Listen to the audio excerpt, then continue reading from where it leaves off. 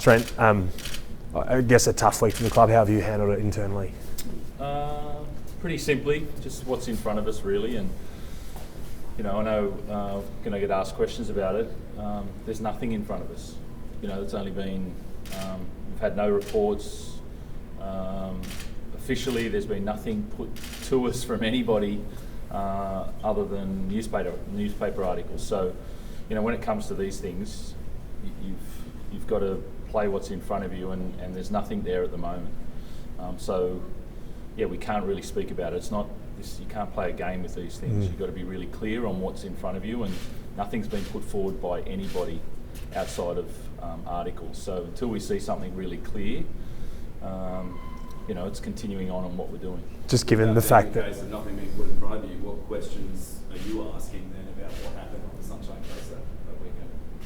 We're waiting for there are no questions at the moment because there's been nothing presented to us on what happened.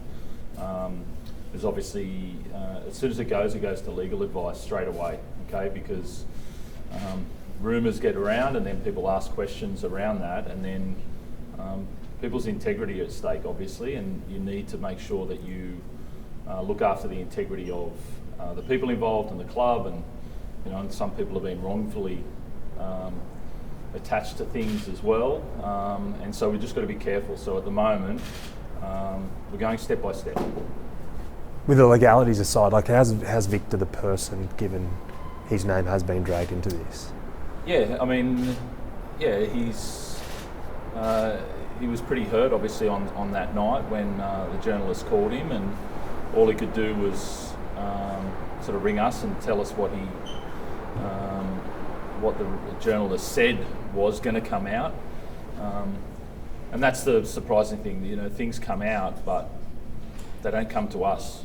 They don't come to the person. They come to you guys, and then we're standing here talking about something that we haven't seen. I'm not sure if that's the order of things and how things should work. I know it is the way that things work, but we haven't seen anything. So these are all speculations based on a third party that wants to be first in a story. And so when the facts are there, we'll deal with them. How challenging has it been as a coach, Robbo, do you have to detach what's going on externally to what's happening with 2 weeks to go before the final start? To be honest, obviously it takes a bit of time out of a day. Like, it takes a lot of conversations outside the playing group. It takes a lot of internal conversations. But we also know, we've got a game on Friday night, and that's what we're here to do. And so that's really simple. We've got a game on Friday night. The focus is really clear, and we go about doing our job. We feel like we're a strong team and a strong culture, and this isn't going to deviate from what our role is, and that's to play really well tomorrow night. So, from what you're saying at this point, obviously Victor Radley has 100% of the club's support. Definitely. At what point does that change, given what you said, going forward? Going forward on nothing. What needs to come to you guys for that to change? Well, that's speculation about something we have no information about. So these things, as I said, you're playing with people's lives. This isn't a game, and we're playing with what's in front of us. And there's nothing there at the moment. I've heard that there will be at some point on September 18, or there will be some information. But nothing's been presented to us at the moment. So we're not going to jump at shadows. We're going to stay strong and do what we do, and that's play on Friday night. Trent, on the other side, can this galvanise a group? Oh, look, you can use it however you want. That's the bit. But as I said, you've got to be. This is. We know we're a strong club. We've worked really hard on that. We're a really tight bunch, and so. However we want to see it and use it, it's up to us to perform. Our culture will be on show on Friday night, and so that's what we've got to do. Given some of the guys that have had their names put in the media and parts of that, is there any thought giving guys a break throughout the week, or I can't imagine taking a step back from the game, but is that something that has come up at all? Do you mean I'm just Giving thinking him a of like, break as in what as sense? in like a couple of days off training or avoiding, you know, For what media reason? scrum around. Why would you not do what you... There's been nothing said, like, why would you not come to work and do what you do? Yeah. And then how... Do you think it's been really hard to see the game that people have been playing about connecting the dots on people, you know, for example, Chad Townsend, you know, father, 4 kids, and he gets put up as trying to connect the dots, where he's had an impeccable career, his integrity's in check. This isn't a game for these people. This is their lives and their integrity at stake.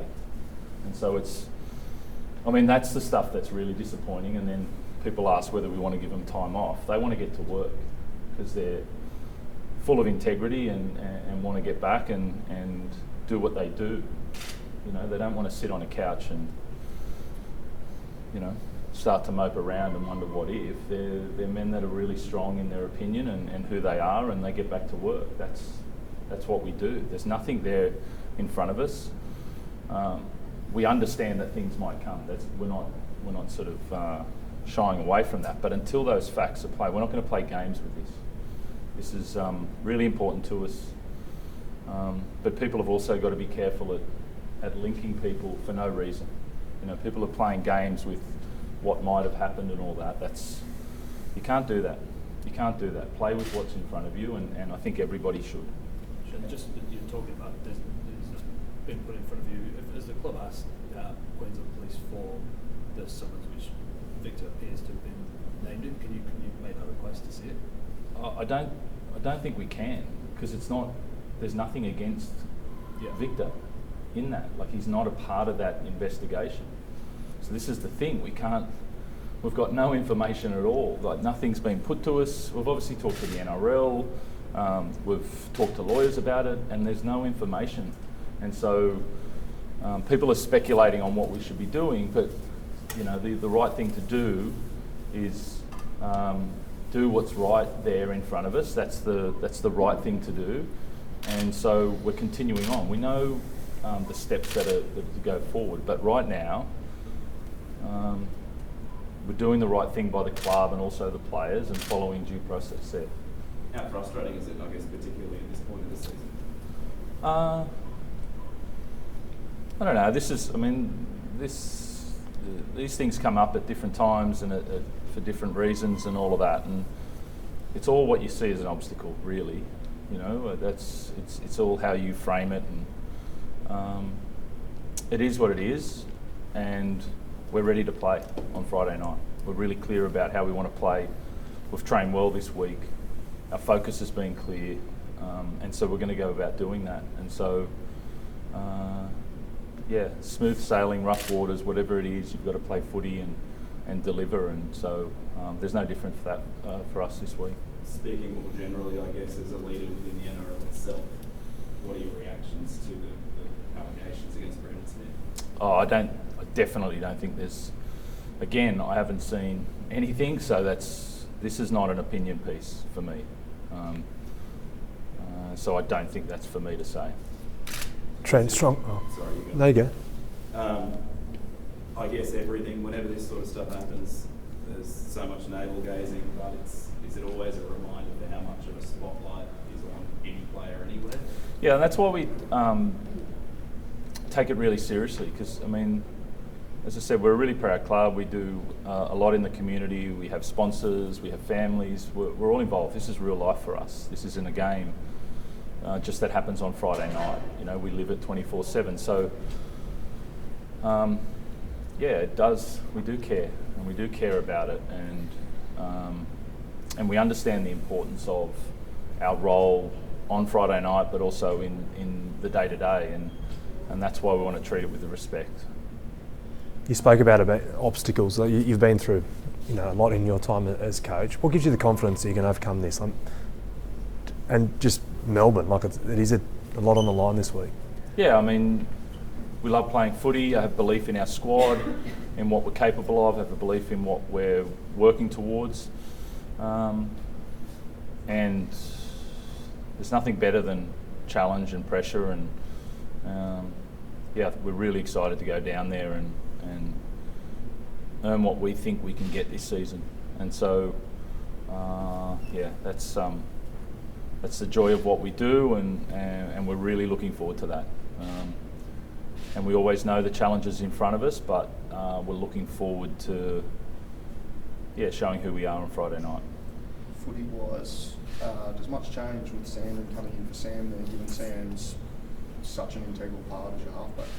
Oh yeah, I mean, but Sandon and Hugo played probably more than the others. I mean, Sam's a great player, obviously, and to lose him last week was difficult, and this week.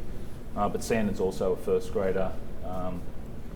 It's actually quite seamless because of how much they've played this year, and you know, you don't need to. Often when you change combinations, you need to spend a fair bit of time talking between half and back rower and centre and all of that. I mean, Sandon spent a lot of time with Gussie and Bill and that crew, so to slot him back in's been quite seamless. A couple of weeks ago, I think when Chad started, you said Sandon, you wanted to see more improvement from him in reserve grade. Yep. Did you see what you needed to, and what were you looking for there? Yeah, I thought he really attacked the game. He obviously played both sides. He went back and played half, so he was able to control the game there. You know, he really sort of finished off a game 2 weeks ago against North Sydney. Obviously had to pull him from the weekend's game. So there was a lot of things where I saw him sort of attack the game there, which was exactly what we wanted. Yeah, he's ready to go. I was going to say, nailing those clutch moments. I think he scored 2 tries in the final 10 Yep. against North, kicked an important goal the week before. Thank you, Martin. Yes. Is that what you want to see from the halfback coming in for what externally feels like a finals game? Yeah, he's a runner. He's a runner of the ball. He's got good vision. You know, he's played some important role down south as well at different times, coming off the bench for us. So, yeah, I wanted Sandon. When he attacks the game like that, that's when he's at his best, and he's been doing that. Just a couple of coaching questions. There's Yep. Craig's 600 thing. He's the 4th coach, I think, to join that list. Yeah, great. It's a terrific Yep. achievement. What do you make of his contribution to the game over the last 22 years? Yeah, he's changed the game, and you know, obviously it's a very difficult.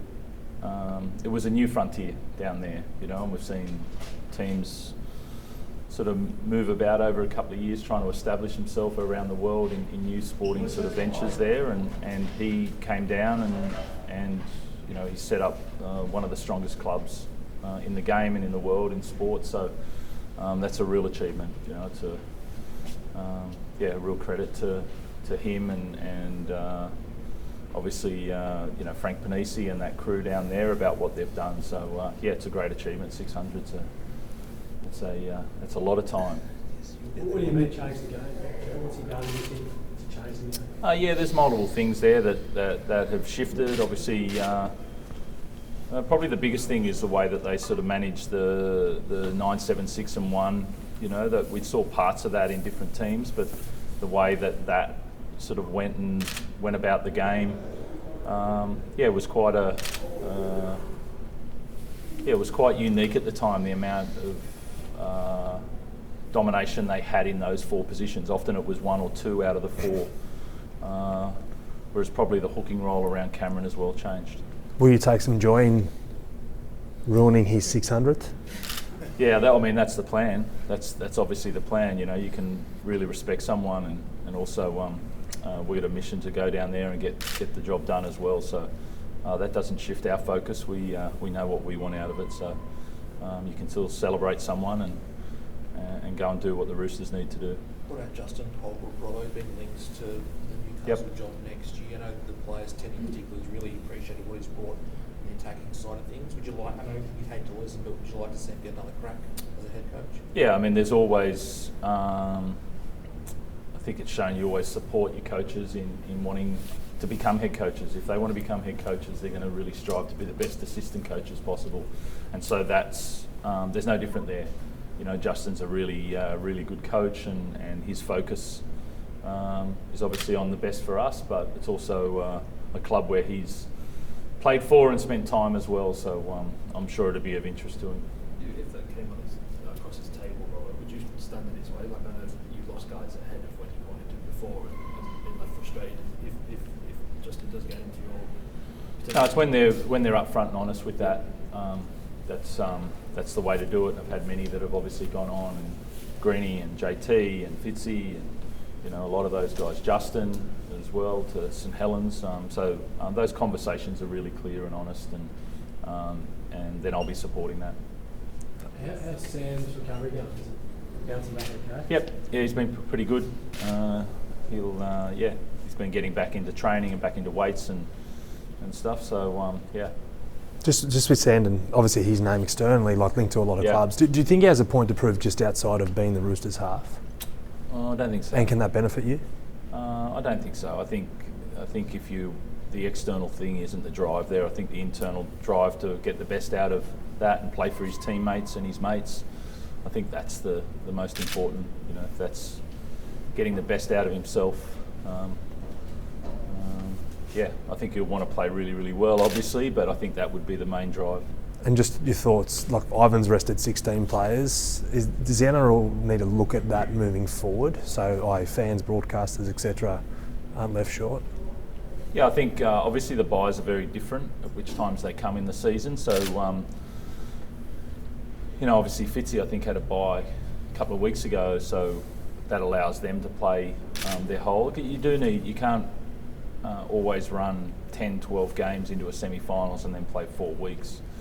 There's enough to know that you need to give some a rest leading in. So I think obviously a bye before the finals is going to get everybody in the right energy to attack the finals. And if we see this continual resting, then I think we want to see the best players on the paddock each week. And so therefore we might have to look at it at some point.